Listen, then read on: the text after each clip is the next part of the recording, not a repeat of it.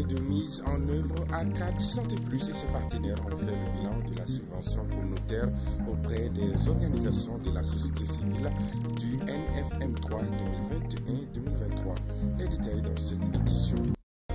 Tragédie à Ségou, un immeuble en construction s'est effondré sur 7 personnes, dont des femmes et des enfants. Vous en saurez plus sur le bilan de cet effondrement dans cette édition.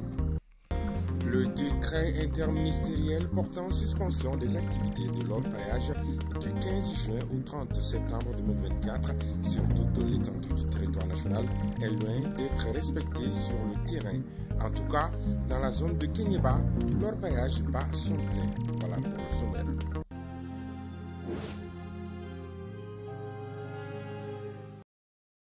Au plaisir de vous retrouver dans cette session d'information sur Nouveau Télé, la télé totalement vôtre. Je vous le disais à l'instant dans le titre, Arcade Santé Plus et ses partenaires ont organisé ce samedi un atelier de restitution du bilan de la subvention communautaire auprès des organisations de la société civile du NFM3 2021-2023. C'était en présence des partenaires techniques et financiers. Gabriel Keita, Mantala Ouattara, compte rendu. C'est pour contribuer au renforcement des capacités des acteurs communautaires engagés dans la riposte au VIH-Sida, la tuberculose, au paludisme et aux violations des droits humains que Arcade Santé Plus et ses partenaires ont initié dans le cadre de la mise en œuvre du NF3, un atelier de restitution du bilan de la subvention communautaire auprès des organisations de la société civile sur la période 2021-2023. Le 30 juin 2024, la subvention NFM3 a officiellement été clôturée au Mali en ce qui concerne les volets du VIH, SIDA, la tuberculose, droits humains. Après 3 ans de mise en œuvre, de l'année 2021 à 2023, nous voilà réunis ce matin pour représenter à la société civile malienne ce bilan. Et durant la subvention, nous avons prouvé que la société civile malienne est capable de relever les défis et d'atteindre les résultats malgré notre contexte d'intervention difficile. C'est avec sérénité, confiance et vraiment optimisme que nous voyons l'avenir de la collaboration du Fonds mondial avec la société civile malienne à travers Arcade Santé Plus et toutes ses composantes, et dans un rôle encore plus étroit et de collaboration avec les différents partenaires institutionnels. Dire que le SIDA sera toujours à vos côtés, en tout cas pour jouer notre rôle de facilitation, disons de dialogue et d'appui technique. Après la présentation du bilan par les organisateurs, les participants ont salué et remercié les initiateurs de cet atelier pour leur engagement dans la lutte contre le VIH-Sida, la tuberculose, le paludisme et les violations des droits humains. C'est une illustration, n'est-ce pas, des résultats prouvant et des résultats atteints par Arcade-Sida pendant les 3 ans de mise en œuvre. Et je vous rassure que le processus qui est en cours, qui est NFM4, nous allons toujours être là au grain, accompagner Arcade pour que ça puisse réussir. Je suis convaincu que les échanges et les débats qui seront menés au cours des travaux seront fructueux et contribueront à renforcer notre action collective et que leur rétro-information sera effective. Sur ce, je déclare ouvert les travaux de l'atelier de présentation du bilan NFM3 VIH-TB de la composante communautaire. À noter qu'ils sont près de 70 personnes à participer à cet atelier de restitution du bilan de la subvention communautaire auprès des organisations de la société civile du NF3 2021-2023.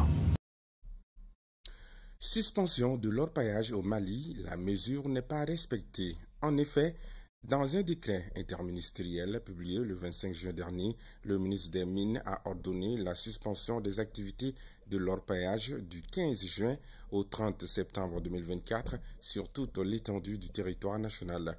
Cette décision des autorités de la transition ne semble pas être respectée dans plusieurs zones d'orpaillage au Mali. Dans le cercle de Kéniéba, dont nous avons récemment visité, les activités de l'orpaillage bat leur plein. Oumar Koïta pour les détails. Le long de la route Djidjambaboto, dans le cercle de Kingiba, des orpailleurs sont en pleine activité malgré la décision de suspension du ministre des Mines. Ils sont plusieurs jeunes et femmes qui exercent sur des sites d'orpaillage malgré le risque d'éboulement en cette période d'hivernage. Selon plusieurs sources locales, nombreux sites continuent la recherche dans la localité. Et les orpailleurs disent comprendre la décision des autorités, mais évoquent des raisons de survie économique, car c'est désormais la seule activité menée dans plusieurs zones pour se nourrir. Donc, pour le respect de la mesure de suspension des activités d'orpaillage, les autorités compétentes doivent songer à déployer des équipes de supervision sur le terrain. Car, en plus de faire partir les bras valides, il s'agit de sauver des vies, surtout que la décision des autorités est intervenue après l'effondrement le 8 juin d'un site d'orpaillage à Kalako Faranindala, commune de Guaniaka, à 56 km de Yanfolila, qui a coûté la vie à une dizaine de personnes. Direction Ségou.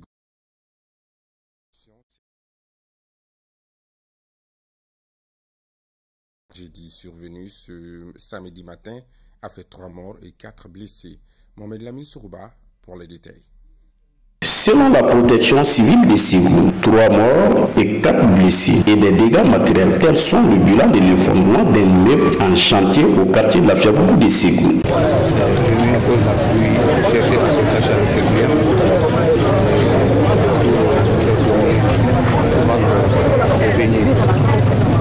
Sincèrement, interpeller les uns et les autres à veiller vraiment au respect des normes de construction.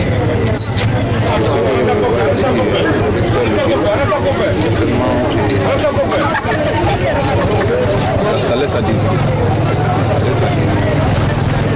Les parents également prennent des soins de leurs enfants. Mais en période hivernale, c'est pas facile.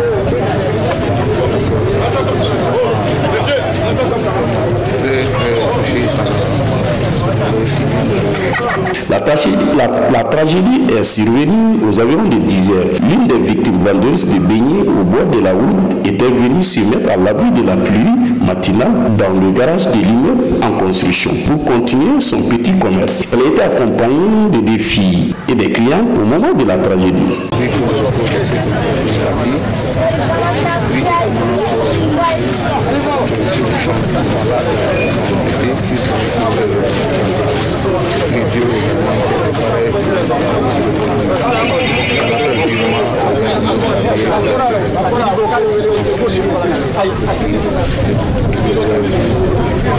C'est pas facile. Pour suivre les chantiers,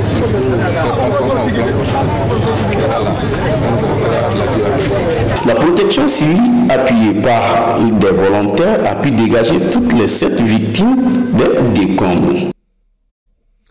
Autre information à retenir dans ce journal, la femme d'un garde a été égorgée à Baguineda alors qu'elle était en état de grossesse de 8 mois.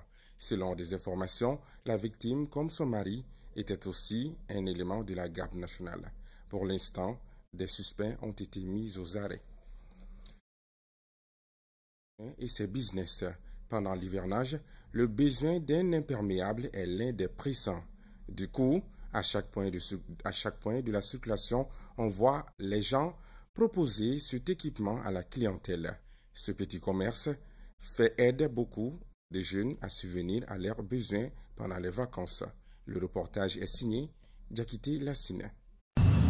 Les imperméables sont des habits dont la texture ne permet pas à l'eau de traverser. Parmi ces matériaux, nous pouvons citer les parapluies, les bâches et des habits en plastique. En cette période hivernale, la vente des imperméables prend une dimension exponentielle dans la capitale malienne. Des vendeurs, on les aperçoit presque dans toutes les grandes intersections et même le long des routes. Pour ces vendeurs, ce commerce leur permet de joindre les deux bouts et les prix de ces matériaux varient selon la qualité.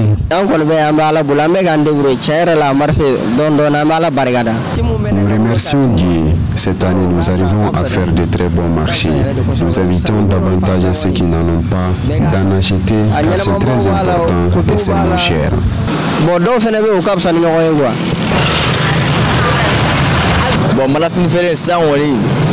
Bon, C'est en début d'hivernage que nous arrivions à faire de gros gains. Les imprimantes marchent beaucoup en ce moment et les prix varient entre 2500 et 8000 francs CFA selon la qualité.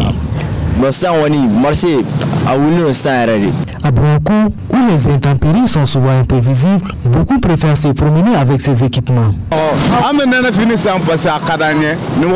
J'achète les imperméables car ça m'aide beaucoup en cette période hivernale. Nous faisons des travaux journaliers, donc on est obligé de nous couvrir pour pouvoir subvenir à nos besoins. Le prix n'est pas excessif.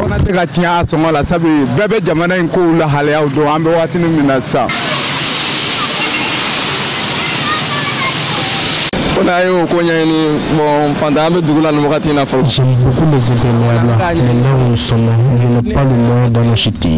En connaissant un client, si la pluie commence, on se met à l'abri, après on repart.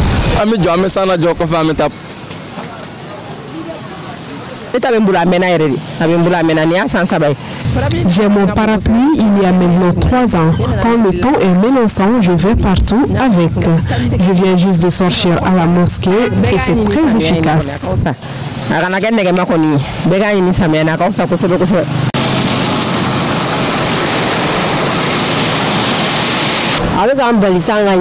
Les imperméables me protègent contre la pluie et la fraîcheur. Si je le porte, je vague à mes occupations sans pourtant se mouiller et avoir froid. Toutefois, il y a d'autres risques liés aux intempéries, comme a prévenu l'Agence nationale de la météorologie. Les pluies sont énormes. C'est pourquoi plusieurs mesures de protection ont été évoquées par les chefs des services de prévision et alertes météorologiques pour minimiser les éventuels risques.